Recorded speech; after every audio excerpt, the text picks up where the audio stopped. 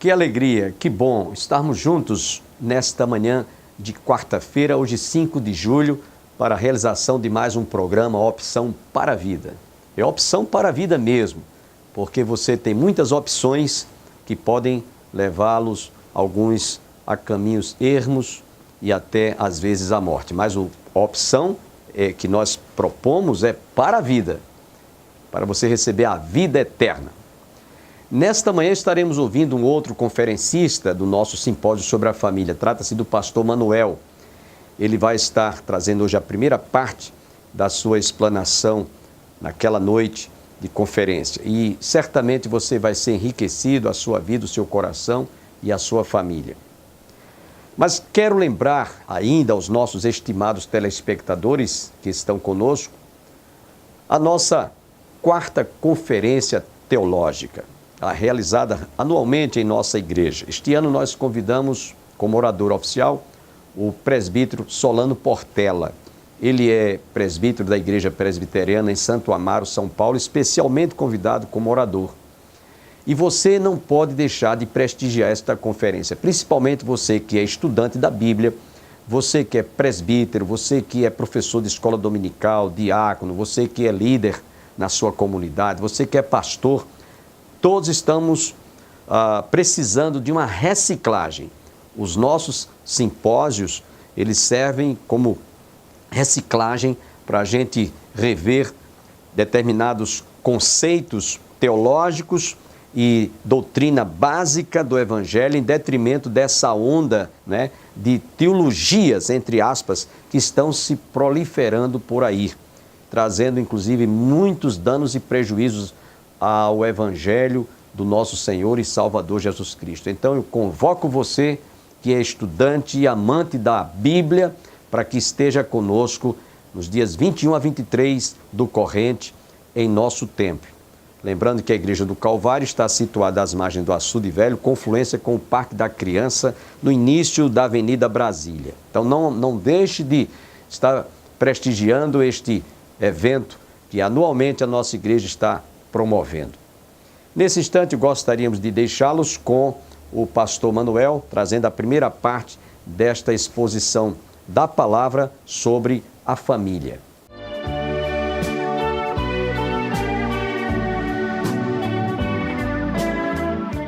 Nós vamos falar, irmãos, sobre as pressões da vida moderna na vida do casal. Vamos orar? Vou pedir aos irmãos, por favor, se coloquem de pé. Nós vamos passar alguns instantes assentados, depois estaremos ministrando a palavra do Senhor. Pai querido, nós queremos louvar e bendizer o Teu nome pela bênção deste simpósio da família realizado por esta igreja neste fim de semana. Te louvamos pelas famílias aqui representadas nesta noite, pela bênção que o Senhor nos concede de podermos, ó Deus, ouvir a Tua palavra, de podermos ser alimentados por este alimento espiritual, por este pão espiritual que fortalece a nossa fé, que edifica a nossa vida e que nos guarda. Nós te louvamos. Fala aos nossos corações nesta noite, que o Espírito Santo do Senhor venha abençoar a Tua palavra de maneira profunda em nossos corações. Nós te oramos em nome de Jesus. Amém.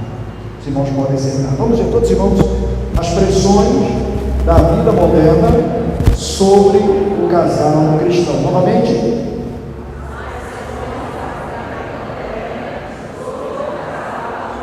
Bom, irmãos, primeiramente nós vamos definir o que é pressão. Pressão é o resultado, é a força que é exercida sobre o corpo. Então, toda força exercida sobre o corpo, o resultado dessa força é o que nós chamamos de pressão. E nós temos, irmãos, vários tipos de pressões. Temos a pressão hidráulica, que é aquela provocada pela água. A água pesa, a água exerce pressão. Você coloca água numa bacia de plástico, uma bacia razoavelmente grande, e depois de uma certa quantidade você percebe que a bacia vai se deformando, e se a bacia for muito grande e o plástico não tiver uma estrutura adequada, aquela bacia se racha, porque existe a pressão. Você mergulha no rio, no mar, numa piscina com massa. Depois que você atinge uma certa profundidade, você começa a sentir uma força comprimindo o seu corpo, comprimindo os seus tímpanos. Isso é pressão da água, é pressão hidráulica. Também temos a pressão atmosférica, aquela pressão provocada pelo ar, e as pressões de um modo geral aí na natureza. O próprio peso que nós muitas vezes temos que carregar exerce alguma força, exerce alguma pressão sobre o nosso corpo. Mas a pressão de que nós vamos falar nesta noite, meus amados, não tem nada a ver com pressão hidráulica, não tem nada a ver com pressão atmosférica. A pressão de que nós vamos falar são as pressões da vida. É o peso que a gente sente provocado pelas circunstâncias às quais nós somos submetidos no nosso dia a dia. E todo ser humano enfrenta ou convive com alguma pressão, convive com algum peso. E a gente vai ver que as pressões em si, elas não são essencialmente mais, elas não são essencialmente negativas. De alguma forma, as pressões muitas vezes nos ajudam. Por exemplo, alguns instrumentos musicais, como o violão, instrumentos de corda de um modo geral, como o piano, que é um instrumento também de corda, eles são afinados e é exercido uma força sobre as cordas. Elas são tensionadas, aquilo é pressão. De acordo com a pressão que você vai exercer naquelas cordas, os sons vão se harmonizando ou eles vão sofrendo a desarmonia. E um piano afinado, um instrumento afinado, significa que foi exercida a pressão sobre aquelas teclas, sobre aquelas cordas, e o som sai maravilhoso. De modo que as pressões não são necessariamente uma coisa má. E eu disse que todo mundo enfrenta pressão. Os servos de Deus na Bíblia, todos eles tiveram que conviver com algum tipo de peso, todos eles tiveram que conviver com algum tipo de pressão na sua caminhada. Nós poderíamos citar aqui Abraão, poderíamos citar aqui Moisés, e um dos servos de Deus que sofreu pressão na sua vida de forma assim muito clara foi Elias. E aí nesta noite, irmãos, nós vamos falar sobre alguns tipos de pressão, e nós vamos caminhar pelas Escrituras para ver os tipos de pressão que nós enfrentamos no dia a dia. Então, vamos lá, deixa eu ver se esse negócio aqui vai alcançar. Eu acho que está longe demais. Bom, então vamos lá. Aí os irmãos têm essa imagem. Então nós temos aí alguns tipos de pressões na vida profissional, na vida social, pressões culturais, na área do sexo, pressões familiares. Calma, não se desanime que não só tem essas pressões não, tá certo? Tem muitas outras pressões. Faltou aí uma pressão que ninguém aqui sofre, financeira. Faltou aí outras pressões que a gente não tem como falar de todas elas. Mas eu vou me deter nesta noite e apresentar aí alguns tipos de pressão. E nós vamos começar, meus irmãos, com as pressões na vida profissional. Todo profissional tem que lidar com esse tipo de pressão aí. Uma delas, ele tem que ser competente, ele tem que estar antenado com o mercado, com a vida profissional, com a sua profissão em particular. Ele tem que estar se atualizando, ele tem que estar constantemente crescendo na sua área, com a finalidade de se manter no emprego. Por quê, meus amados? Uma outra coisa que acontece no emprego é a chamada competitividade. Na verdade, parece uma lei da selva, algo que o indivíduo ele só fica quem é bom. Então, a gente reclama que o emprego está ruim, que o salário está pouco, que o salário está baixo, mas sabe que tem uma fila de pessoas torcendo para que você ceda a sua vaga. Isso é pressão. Então, constantemente vão chegando gente nova no seu trabalho, e você é o chefe, você é um líder, você ocupa uma posição de destaque. Saiba, meus queridos, que tem muitos olhos em cima do seu lugar, em cima da sua posição, e quando a gente tem consciência disso, a gente trabalha de forma pressionada, porque a gente sabe que a gente tem que apresentar resultados, a gente tem que ser bom, a gente tem que procurar ser o melhor, porque só vai ficar ali esses melhores. Também o medo de perder a posição, o emprego, aí vem o aperfeiçoamento, vem a crise do desemprego, de modo que nós sofremos pressões na vida profissional. O que dizer então também das pressões na área social?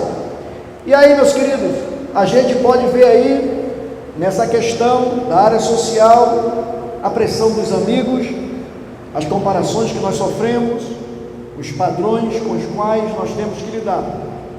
Porque os amigos às vezes nos pressionam, porque nós somos seres sociais e nós fomos criados por Deus para vivermos em sociedade.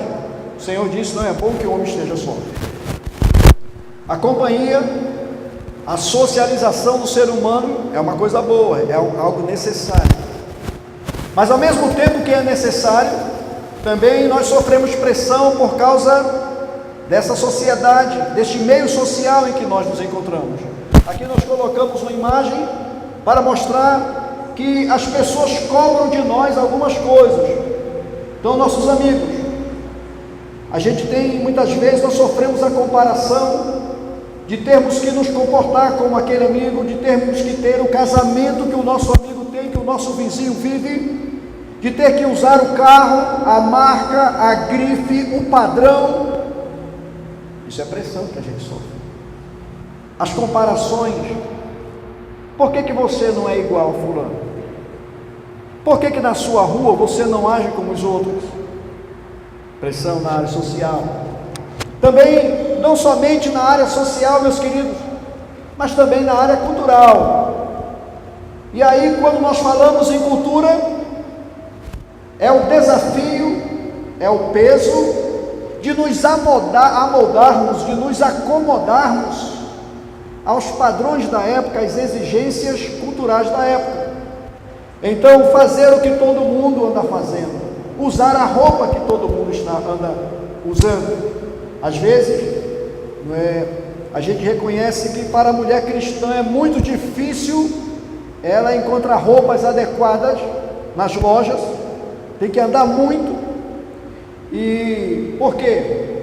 Porque o padrão de moda que é adotado em cada época nem sempre é um padrão coerente, é um padrão compatível com o comportamento, com a postura de uma mulher cristã. Isso é a pressão. Você tem que usar a roupa dessa maneira. Por que eu não posso usar uma roupa decotada, exibindo boa parte dos meus seios?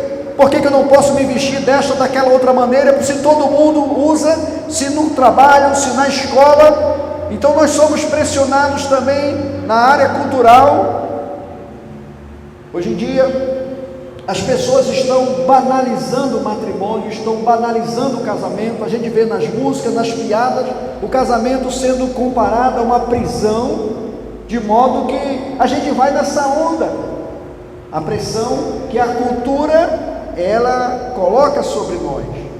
E aí, isso produz, eu vou falar mais lá na frente, de modo mais específico, isso mexe com a nossa estima, isso coloca-nos aquele peso de que nós temos que nos comparar aos outros, e quando eu não procuro andar dentro daquele padrão cultural, isso mexe com a minha, isso provoca em mim a chamada baixa autoestima. Por quê? Porque eu não consigo acompanhar aquele padrão estabelecido por aquele grupo, estabelecido pela cultura na qual nós estamos inseridos. O que dizer também, meus amados, sobre um outro tipo de pressão, que é a pressão na vida familiar. E aqui, olhe para mim, irmãos, está uma das áreas onde mais nós somos pressionados. Deveria ser o contrário. A família deveria ser, o ambiente familiar deveria ser um oásis para nós. Mas por incrível que pareça, é na família onde nós sentimos um peso muito grande da pressão. Por exemplo, começa a exigência de um marido perfeito, de uma esposa perfeita. Olhe para cá, amados, por favor. Os irmãos sabem dos contos de fada. Hoje em dia ninguém fala em fada, né? Mas eu cresci com essa ideia na cabeça. Eu sou jovem, tá certo? E não tem problema com idade nenhuma, não. Mas na minha época, a gente falava nos contos de fada, nos casamentos de fada. E os príncipes, as princesas, elas tinham um padrão em várias áreas. Quando a gente vai para dentro da igreja, esse padrão aumenta. Porque, além do que se espera de nós, aquele marido lindo, bem cuidado, sarado, bombado, aquela mulher maravilhosa, sempre arrumada, aquela princesa linda, maquiada, bem vestida, perfumada, cheirosa. Além disso, ainda tem um padrão moral que a Bíblia estabelece. E aí meu filho sabe que eu sou crente, minha esposa também. E aí cobra toda vez que acontece algum conflito dentro de casa. Olha, você é um marido crente, marido, a mulher sabe e diz logo assim: marido, você já leu lá em Efésios, maridos, amai vossas mulheres, como Cristo amou a igreja, é você.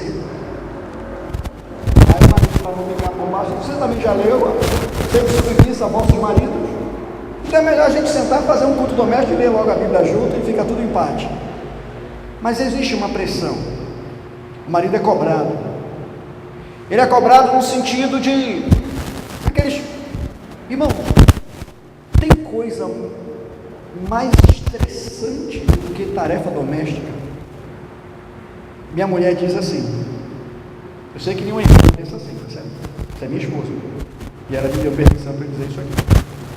Filho, que graça tem você ficar na beira de uma pia lavando louça? E aí quando você acaba de lavar, arruma tudinho, aí chega o filho, chega o marido, suja tudo de novo e coloca lá e sai e você fica para lavar de novo. Qual é a graça nisso? Qual a satisfação? Que graça tem você passar boa parte da sua vida na beira de um tanque? Ah, mas nós temos máquina de lavar, mas alguém tem que colocar a máquina, alguém tem que programar a máquina, alguém tem que colocar dentro da máquina, alguém tem que tirar da máquina, alguém tem que ficar vigiando. A máquina não faz tudo, ela ajuda, mas ela não faz tudo. Pressão. O que dizer, meus amados? Pagar as contas. E aí vem a pressão. Dinheiro não é elástico, mas no final do mês a gente fica assim pegando, né? Será que vai esticar, puxar para cá, puxar para ali? Será que isso vai ajudar?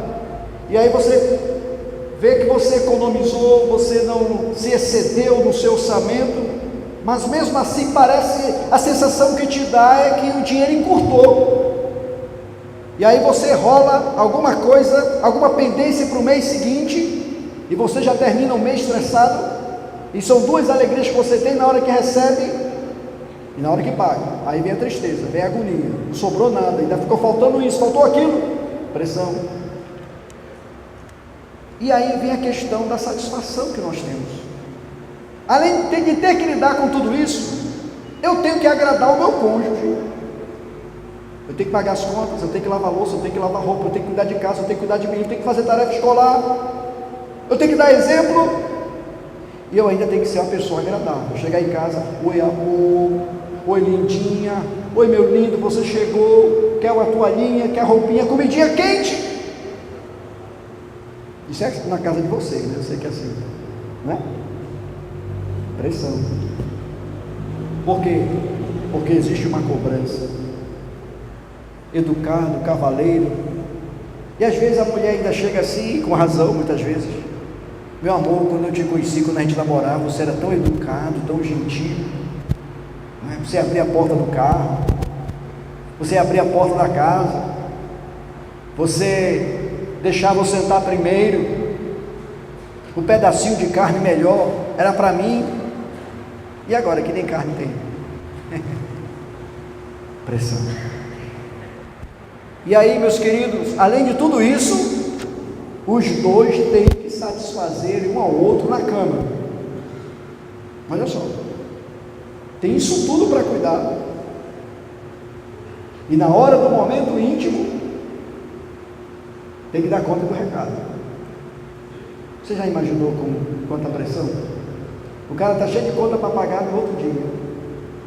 A mulher ainda tem 3 folhas do livro do menino para fazer, que ele está sendo alfabetizado ainda. E ele não deu conta. Mas ela tem que estar, não é? Uma lady na cama. Pressão. Não é fácil. E isso, irmãos, são coisas que não acontecem de modo corriqueiro na nossa vida. São experiências que se repetem. São experiências que fazem parte do nosso cotidiano. Todo dia a gente vive isso. Não é verdade? Mas além da pressão familiar, nós temos ainda, né, ainda tem aí o pai tem que ser atencioso, amigo, presente, né? O pai tem que ser super-herói, tem que brincar com o filho. E eu acho bacana aquelas fotos, né? Como uma foto dessa aí. Para começar, aqui em Campina Grande não tem praia. Mas eu me deparo com uma revista que tem uma foto dessa aí. Isso aí representa um pai bacana, um pai ideal. Mas entre o ideal e o real existe um abismo, existe uma distância. Eu não estou dizendo que esses momentos sejam impossíveis de serem vividos de forma alguma, mas eu estou dizendo que para alcançar esses objetivos, você se coloca sob pressão, você enfrenta a pressão. E aí, meus queridos, além disso, nós temos pressão na vida sexual. E aí o que é que a gente pode ver? O apelo da mídia. Meus irmãos, nós vivemos numa sociedade erotizada. Antigamente, na minha adolescência, aliás, na minha infância, eu tenho um irmão que é dono que tem uma oficina mecânica no Rio, e os irmãos sabem que, né, como as oficinas eram enfeitadas, adornadas com papel de parede de um calendário erótico. E eu tinha um professor que não é cristão, ou que não era cristão na época, e que ele dizia: o que tem a ver óleo diesel, óleo de motor, peça de carro com uma mulher nua pendurada na parede de uma oficina? O que tem a ver uma mulher nua com um pneu? Só se for um pneuzinho daqui, né? Desse que vos fala e tal. Mas eu não sou mulher. Mas tá, sociedade erotizada, tudo apela para o sexo. Você está um comercial de chocolate. Mas você imagina o quê? Aquele chocolate bem gostoso, né? Mas não, aí aparece uma mulher com a boca bem sensual, uma música tocada por um saxofone, ela pega aquele chocolate, olha assim com aquele olhar fatal. Erotização. E aí, meus amados, as músicas, as brincadeiras, tudo é com apelo erótico. E aí, nós temos o quê? Nós temos os nossos sentidos. Um desses sentidos é a visão. E nossa visão, querendo ou não, está exposta a esse tipo de assédio, dessa erotização, que dá o tom das propagandas, das novelas, dos filmes. Sexta-feira é a minha folga, à noite. Estou aqui hoje, e para eu estar aqui eu tive que negociar com a minha esposa, porque daqui a pouco a gente vai sair com a criançada, a gente só volta amanhã. Mas sexta-feira à noite é minha folga e sábado pela manhã. Então, quando a gente não sai, a gente se deita lá na sala e aí a gente assiste filme com a criançada. Mas hoje está difícil conseguir um filme para você assistir com família. Tem lá um filme com o nome de comédia, Férias em Família. Esse filme deve ser bom. Quando começa a assistir, já começa com palavrão. Daqui a pouco tem uma cena de alguém tendo relações sexuais. Você não consegue assistir nem como adulto com a sua esposa, quanto mais com as crianças. Erotização do mundo moderno.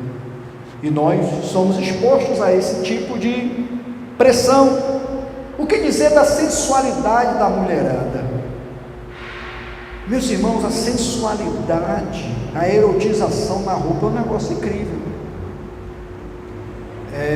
Outro dia, eu cheguei para minha esposa, eu Eu estava com a minha sogra e com a minha cunhada. Nós íamos pegar minha esposa da aula de João Pessoa. E eu disse: filha, a gente estava aqui lanchando, chegou uma moça, ela estava com uma camisola toda, e minha sogra caiu: que camisola, Manuel? Aquilo é uma blusa, aquilo é um vestido. Eu disse: olha, daquele tamanho, daquele tecido, e só ela, eu pensei que aquilo fosse uma camisola. Não é verdade, irmãos? As mulheres vão para a rua, você vai para uma faculdade, você vê como as jovens chegam. Eu estava vendo agora uma escola frequentada pela elite carioca, e eu fiquei pensando, irmãos, uma escola de adolescentes. E aí as crianças, a escola queria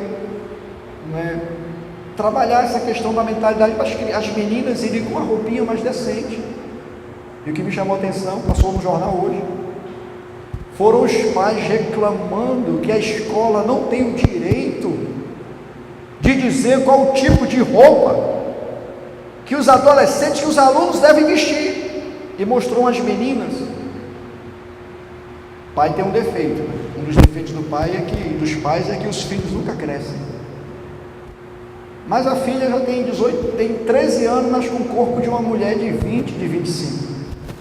Mas o pai só vê um bebê, meu bebezinho para cá, e a menina está lá toda formada no seu corpo. E aí,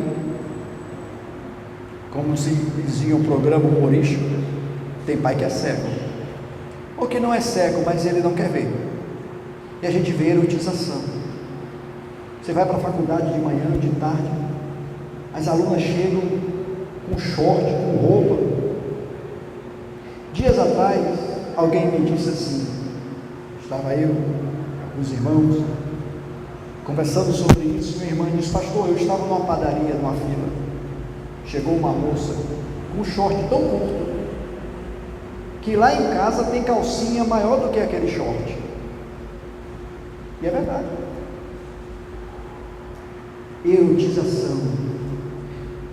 Amados, seus filhos, aqueles anjinhos lindos que você tem, não se iluda não, eles estão expostos a essa erotização do mundo. As músicas, a internet, eu não vou nem entrar na internet, isso aí por si só é tema para uma conferência de um mês. Vamos para frente. E as pressões familiares, expressões de ordem familiar, sexual, financeira, cultural, social, profissional. Que consequências elas podem causar? Que males elas podem trazer para um casal? Vamos lá. A gente pode ver, meus queridos, que essas consequências, elas podem ser na área emocional, na área física e na área espiritual. Agora preste atenção, olhe para mim. Nós crentes temos a tendência de só pensarmos em consequências no aspecto espiritual. E às vezes a gente quer tratar problemas que são de ordem física ou são de ordem emocional como eles fossem apenas espirituais. E eu vou esclarecer isso mais adiante. Por exemplo, irmãos, tem pressões que nós passamos que elas não são de ordem espiritual, mas nós as espiritualizamos. São pressões na área emocional, são pressões na área física. Na área emocional, essas pressões produzem insegurança. Os irmãos viram contas para pagar, cobranças do tipo de homem, de mulher, de filho que eu tenho que ser. Só tenho que agradecer a todos que estiveram conosco e esperamos nos reencontrarmos amanhã, se Deus assim nos permitir. Um bom dia, shalom e até amanhã. Sempre que eu leio a história de Cristo, eu fico a pensar